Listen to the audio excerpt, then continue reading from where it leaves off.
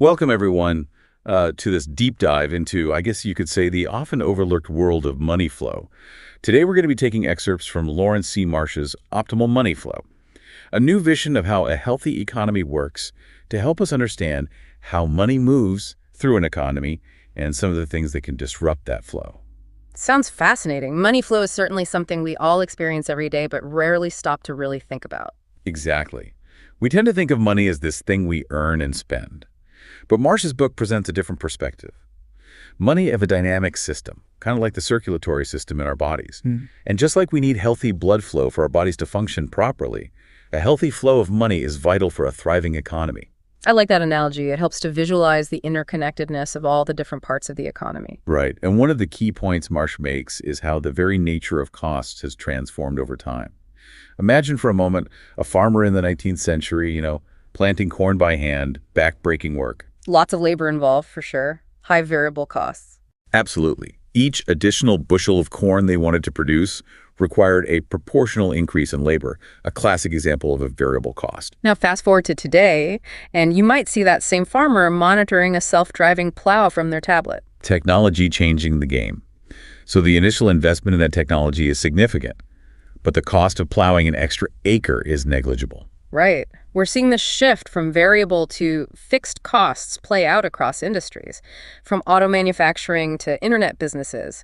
Think about lights-out manufacturing, robots working through the night, minimal human supervision required. Lights-out manufacturing, it paints quite a picture.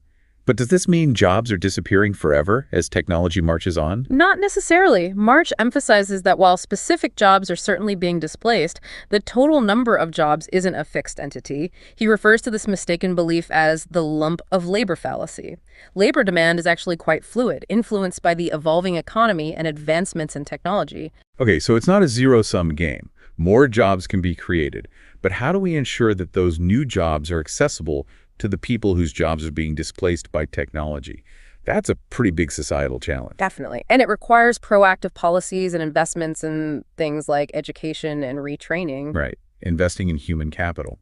There's a really interesting anecdote in the book about Henry Ford's decision to raise worker wages back in 1914 so they could actually afford to buy the cars he was producing. The logic behind that move was brilliant. By increasing his workers' earnings, Ford essentially expanded his own customer base. And it worked. Ford saw his profits increase. But this brings up a key point.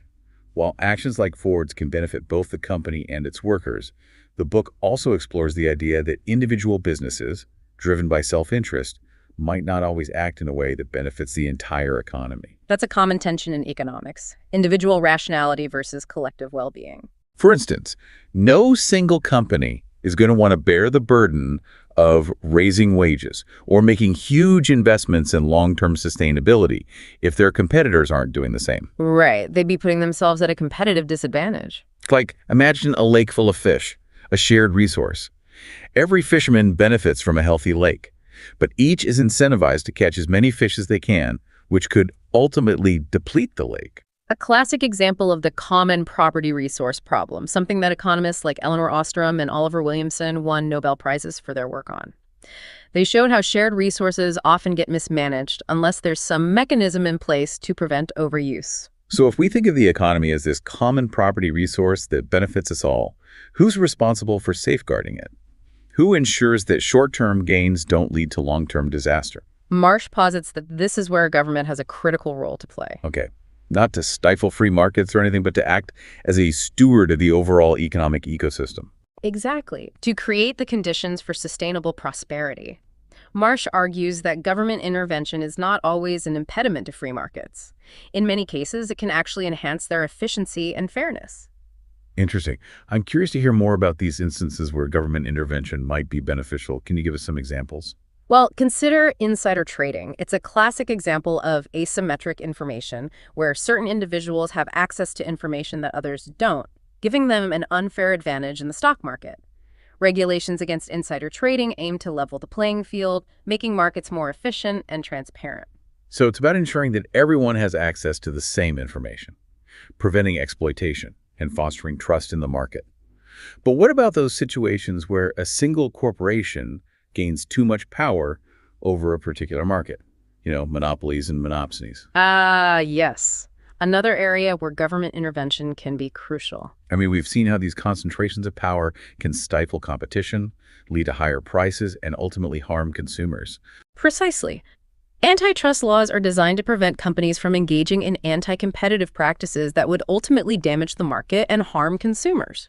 So it's not about demonizing large companies. It's about establishing a framework where they operate in a way that benefits everyone, not just their own bottom line. It's about recognizing the potential downsides of unchecked corporate power and creating a system that promotes both competition and fairness. Right, because if we don't have a system in place to regulate those forces, it could lead to a situation where a handful of corporations end up controlling vast swaths of the economy. And that's a recipe for stagnation, reduced innovation, and ultimately a less prosperous society for everyone. So if we accept that government has a role to play in shaping the economy, what about that classic debate between government spending and free markets? Is there a way to find a balance? That's a question that economists have been grappling with for centuries. Marsh argues that it's not a simple either proposition. I mean, we all know the criticisms of government spending. Inefficiency, waste, bureaucratic bloat. But the private sector isn't immune to those problems either. Monopolies, often touted as examples of private sector efficiency, can become complacent and resistant to innovation when they lack competition. So it's about finding the right balance. Yeah. Recognizing that both government and markets have their strengths and weaknesses. Exactly. And then figuring out how to harness those strengths while mitigating the weaknesses to create a system that works for everyone. Okay, so government spending. But then there's the other side of the equation, taxes. No one likes paying taxes. But they're essential for funding all those public goods and services that we rely on. Right, things like education, infrastructure, healthcare. And Marsh also argues that taxes can play a crucial role in redistributing wealth. Addressing income inequality, which he sees as a major threat to economic stability. But doesn't taxing the wealthy discourage investment? After all, they're the ones with the capital to start businesses, expand operations, hire workers. Wouldn't redistributing their wealth stifle economic growth? That's a common argument against progressive taxation. But Marsh challenges that assumption. He points out that when wealth becomes too concentrated at the top, it often gets diverted into speculative investments or sits idle in offshore accounts rather than circulating through the economy. Interesting. So instead of trickling down, it gets locked away. Exactly. And that stagnation can actually harm the economy in the long run. It makes you wonder, does redistributing some of that wealth through progressive taxation actually stimulate demand and revitalize the economy? That's a debate that's been raging for decades. We're not going to solve it here today. Probably not. But it's a fascinating question to consider. All right, let's pause here for a moment and give our listeners a chance to digest all this. When we come back, we'll delve deeper into Marsh's proposed solutions for achieving optimal money flow. You know, when we talk about economics, we often get caught up in the numbers and the graphs. But it's important to remember that economics is ultimately about human behavior.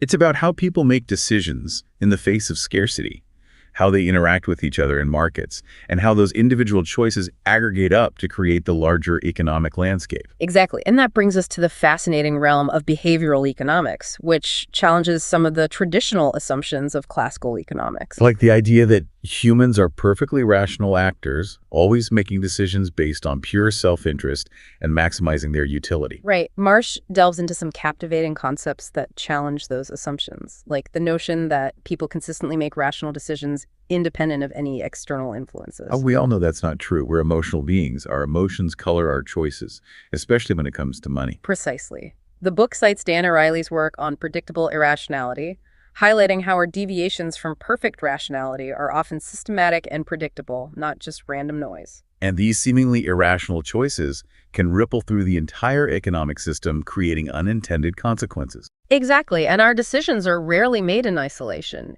Either we consider the actions of others, engage in social comparisons, factor in concepts like fairness and reciprocity.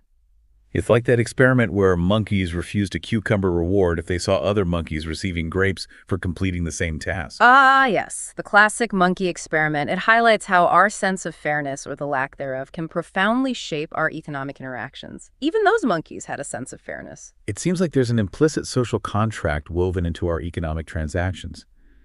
We're not just calculating machines seeking to maximize our gains, but social creatures navigating a complex web of relationships, perceptions, and expectations. Well said. Marsh argues that even our cognitive capacities influence economic choices. Mental fatigue, for instance, can impair our decision-making abilities, making us more susceptible to impulsive or irrational financial decisions. Think about those late-night online shopping sprees fueled by exhaustion and a few glasses of wine. Precisely. The book highlights how limited mental bandwidth plays a significant role in economic decision-making. It's like our brains have limited processing power, and when we're tired or stressed, our ability to make sound financial decisions can decline. And that vulnerability can be exploited by misleading marketing tactics or predatory lending practices. So we have these emotional human beings susceptible to cognitive biases and social influences operating within this complex, interconnected economic system. It makes those traditional economic models, with their assumptions of perfect rationality, seem a bit simplistic, wouldn't you say? You're getting at Marsh's central critique. He argues that mainstream economics often extrapolates from individual choices to predict outcomes for the entire economy without adequately accounting for those emergent properties that arise from interactions within complex systems. It's like trying to understand the behavior of a flock of birds by studying a single bird in isolation. Exactly. The interactions and feedback loops within the system create patterns and behaviors that can't be predicted by simply analyzing the individual components. It reminds me of the paradox of thrift, where everyone trying to save more during a recession can actually worsen the economic downturn. Precisely because reduced spending leads to lower demand, which can further depress economic activity. It's counterintuitive, but it highlights the pitfalls of applying individual logic to a complex, interconnected system. So how do we move beyond these simplistic models and develop a more nuanced understanding of the economy? That's where Marsh introduces his money flow paradigm, which centers on understanding how money circulates throughout the economy, recognizing that a healthy flow is vital for the well-being of all participants, not just those at the top. So it's not just about how much money is in the system, but how it's moving, how it's distributed, and how those flows impact different groups within society. Precisely. It's about understanding the dynamics of the circulatory system, rather than just measuring the volume of blood. So if this money flow is so crucial, how do we ensure it's flowing in a way that benefits everyone? That's where government policies and interventions come into play. Remember Marsh's argument that government is not an external meddler, but rather an integral organ within a healthy economic system. It has a crucial role in shaping those flows. Right. He's urging us to rethink that often contentious debate between free markets and government intervention. It's not an either proposition, but rather a balancing act, finding the right mix of market forces and government guidance to create a system that works for everyone. So in some cases, government intervention can actually enhance the efficiency and fairness of markets. Precisely. Think about regulations against insider trading. They aim to level the playing field in the stock market, ensuring that everyone has access to the same information. Right. It's about preventing exploitation, fostering trust, and making markets more transparent and efficient. But what about situations where a single corporation gains excessive dominance over a particular market? Those monopolies or monopsonies we talked about earlier. That's another area where government regulation can play a crucial role in mitigating the harms caused by these concentrations of power. Because when a single company controls a market, it can stifle competition, innovation, and ultimately lead to higher prices for consumers. Precisely. Antitrust laws, for instance, aim to prevent companies from engaging in anti-competitive practices that would harm consumers and distort the market. So it's about creating a framework where businesses operate within a competitive landscape, one that encourages innovation, efficiency, and ultimately benefits consumers. Exactly. It's about striking that balance between allowing companies to thrive and preventing them from becoming too dominant. Because a healthy level of competition can drive progress and create a more dynamic and innovative economy. But if government's role is to help maintain this healthy circulation of money, what tools are at its disposal besides breaking up monopolies or regulating industries? Well, one of the key levers is fiscal policy government spending on public goods like infrastructure, roads, bridges. Public transportation can have a stimulative effect on the economy. Right. Those investments create jobs which generate income that then flows through the system. Exactly. And the people who get those jobs then spend their earnings further amplifying the economic impact. It's like a ripple effect. And those government investments in areas like education and scientific research can have long-term payoffs by fostering innovation and creating the foundation for future economic growth. Investments that the private sector often underfunds due to their long time horizons and uncertain returns. But what about the argument that government spending is inherently wasteful and inefficient? It's a common critique, but Marsh argues that while instances of government inefficiency undoubtedly exist, the private sector is hardly immune to waste and mismanagement. So it's not a black and white issue of virtuous private enterprise versus inept government bureaucracy. Precisely, both sectors have their strengths and weaknesses, their potentials and pitfalls. And the challenge is to find the right balance, harnessing those strengths while mitigating the weaknesses, all in service of achieving that optimal money flow that benefits society as a whole. We've talked about government spending, but what about the other side of the equation, taxes? Yes, the dreaded taxes, but they're essential for funding those public goods and services we just discussed. And Marsh argues that taxes can serve as a powerful tool for redistributing wealth, mitigating economic inequality. Right, addressing those imbalances that contribute to that triple bubble phenomenon, but doesn't taxing the wealthy discourage investment. That's a common argument, but Marsh challenges it. He contends that when wealth becomes excessively concentrated at the top, it often doesn't trickle down, as some economic theories suggest. So instead of stimulating the economy, that wealth gets locked up in speculative investments or sits idle in offshore accounts. Precisely. And that stagnation can have negative consequences for the economy in the long run. It's like a clogged artery impeding the flow of vital nutrients. So could redistributing some of that wealth through progressive taxation actually help to stimulate demand, revitalize the economy, and promote more equitable outcomes? That's the question, isn't it? It's a question that's been fiercely debated for decades. And one we won't resolve in this deep dive. But it's certainly worth pondering. Absolutely. Now, when it comes to taxation, fairness is a key consideration. But fairness is a subjective concept. How do we define a fair tax system? It's a complex issue, and there's no single universally agreed upon definition of fairness when it comes to taxes. But Marsh emphasizes the importance of closing tax loopholes that disproportionately benefit the affluent and ensuring that the tax burden is distributed progressively across income levels. So the idea is that those who can afford to pay more should contribute a larger share to the collective good. Exactly.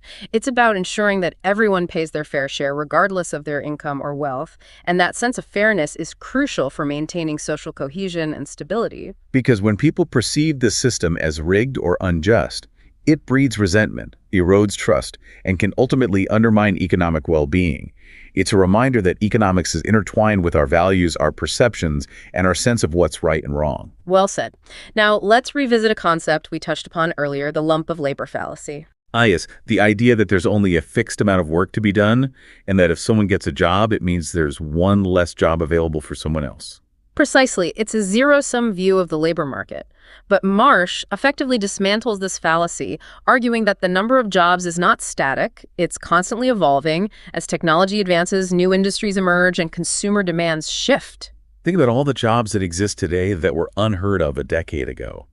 App developers, social media managers, drone operators, sustainability consultants. The labor market is not a fixed pie to be divided, but rather a dynamic landscape that's constantly reshaping itself. Exactly, and clinging to that lump of labor mentality can trap us in a scarcity mindset, pitting workers against each other instead of fostering collaboration and recognizing the potential for growth and innovation. So instead of fearing that robots are going to steal all our jobs, maybe we should focus on how we can adapt to these technological changes, acquire new skills, and create new opportunities. Precisely, and that's where investments in education and training become so crucial. Because a more skilled and adaptable workforce is essential for a thriving economy in the 21st century. Absolutely. And Marsh argues that these investments in human capital can generate positive externalities benefits that spill over to the broader economy. So it's not just about individual gain, but about collective prosperity. Investing in people can create a virtuous cycle where everyone benefits. He uses the analogy of a farmer who invests in better tools and techniques. This farmer produces more crops, which benefits them directly, but also lowers food prices for everyone else, creating a ripple effect of positive outcomes. So it's about moving beyond that zero-sum mentality and recognizing that investing in people, knowledge, and innovation can create a win-win scenario where everyone's boat gets lifted. Precisely, it's about fostering an economic system where everyone has the opportunity to thrive, not just a select few. All right, I think we've covered a lot of ground in this segment. We've explored the complexities of human behavior, delved into the limitations of traditional economic models, and examined the role of government in shaping a more equitable and sustainable economy. Let's give our listeners a moment to process all this before we move on to Marsh's concrete proposals for achieving that optimal money flow he so eloquently advocates for. All right, welcome back to our deep dive into Lawrence C. Marsh's optimal money flow. We've spent quite a bit of time talking about the problems, those distorted money flows, the triple bubble you described. But now I'm really curious to hear more about potential solutions. How do we actually fix these issues? Well, Marsh is pretty clear that just raising taxes or slashing government spending isn't going to cut it. We need a more nuanced approach. He suggests a two-pronged strategy, focusing first on strengthening what he calls the automatic stabilizers within the economy. Automatic stabilizers. I'm not sure I'm familiar with that term. Think of them as kind of like built-in shock absorbers that help to smooth out the ups and downs of the business cycle. Things like unemployment insurance or progressive income taxes. Okay, I see. So during a recession, when people lose their jobs, these programs automatically kick in, providing a safety net. And that helps to prevent the economy from completely tanking. Exactly. And then on the flip side, when the economy is booming, those same programs naturally contract, preventing things from overheating. Smart. So by strengthening these automatic stabilizers, we can make the economy more resilient to those inevitable shocks. Precisely. But then there's the second part of Marsh's strategy, which is all about tackling those underlying imbalances that lead to wealth concentration and those destabilizing bubbles we talked about. And this is where those My America accounts come in. That's right. This is where Marsh gets really innovative. Remember, the idea is to provide direct stimulus payments to individuals without adding to government debt. But isn't that just printing money? Wouldn't that lead to massive inflation? It's a common concern.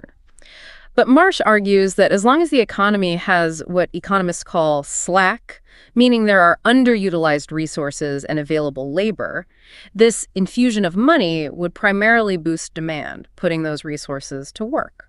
So it's like jump-starting a car that's stalled out, not pouring gasoline on a fire. Exactly. Now, there are obviously a lot of details to work out. Yeah. How much money would people get? How often? Who would be eligible? Yeah. How do you actually implement something like this? Well, Marsh suggests a few options. One idea is to target those individuals with the highest marginal propensity to consume, the folks who are most likely to spend the money quickly. So getting the money directly into the hands of the people who will actually spend it and boost demand. Precisely. And in terms of the logistics, he believes that existing technology, like direct deposit systems, could be leveraged to make the process pretty seamless. So it wouldn't necessarily require creating some massive new bureaucracy. That's the idea. But of course, anytime you talk about giving people money, there are concerns about moral hazard.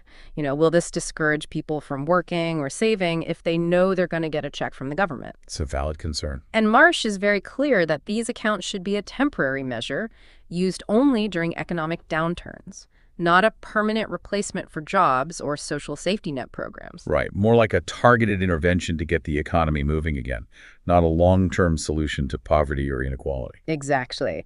And he stresses that this approach would need to be combined with policies that address the root causes of those structural problems, things like investing in education, fostering innovation, and creating a more progressive tax system. So it's not a magic bullet, but a potential tool in the toolbox, alongside other policies aimed at creating a more equitable and sustainable economy. Exactly, a multi-pronged approach. Well, I think we've managed to pack a lot into this deep dive, covering everything from the changing nature of costs to this fascinating proposal for My America accounts. Oh. Before we wrap up, is there anything else you think our listeners should really take away from Marsh's work? I think one of the most important takeaways is that economics is not a zero-sum game. It's not about winners and losers. We can create an economy that works for everyone, but it requires a shift in mindset. Moving away from that scarcity mentality and embracing the idea that we can all prosper together. Absolutely. And that starts with understanding how money flows through the economy, identifying the bottlenecks and the imbalances, and then implementing policies that promote a healthier, more equitable flow. So we've got a lot of work to do, but it sounds like Marsh is offering us a roadmap, a new vision of how a healthy economy can work. That's a great way to put it, a vision for a more prosperous and just future. I like that. Well, thank you so much for joining me on this deep dive. I hope our listeners found it informative and thought-provoking. It's been a pleasure. Always a good time to explore these complex but crucial issues. And to all our listeners out there, thank you for tuning in. Until next time, keep those mental gears turning and keep those conversations about economics flowing.